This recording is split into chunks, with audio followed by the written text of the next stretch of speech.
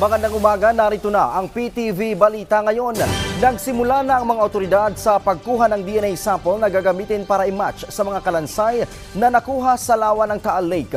Ayon sa tagapagsalita ng Department of Justice sa si Miko Clavano, aabot ng 1 hanggang 2 araw para masuri at malaman kung totoong buto ng tao ang mga ito. Nagsimula na ani ang pagkuha ng DNA samples mula sa mga kaanak ng nawawala na nasa Taal Lake noong Huwebes. Sa operasyon itong Biyernes, namataan ng Philippine Coast Guard na may iba pang sako sa lawa pero hindi pa nila umano matukoy kung ano ang laman ng mga ito.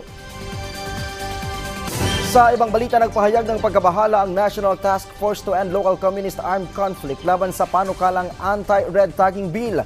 Ayon kasi sa grupo na sa halip na maging panangga ng demokrasya ay nagiging panganib sa mga nagsusulong ng legalidad laban sa terorismo. Nakasaad sa panukalang gawing kakrimen ang lehitimong pagbubunyag ukol sa pambansang seguridad.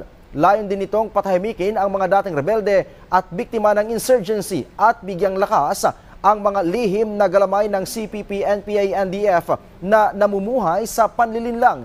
Git po ni NTF-ELCAC Executive Director Ernesto Torres Jr., ang panukalang batas ay maaring gawing krimen ang mga lehitimong pahayag batay yan sa sinumpaang salaysay ng mga dating rebelde at aktwal na karanasan ng mga pamayanang minsang sinakop ng terorismong komunista. Paliwanag ni Torres, hindi panunupil ang layunin ng NTF-ELCAC kundi kapayapaan kung saan higit 9,000 barangay na dating may kaguluhan ang natulungang makamit ang kapayapaan, kaunlaran, kasabay ng pagsuko at pagbabagong buhay ng libu-libong dating rebelde.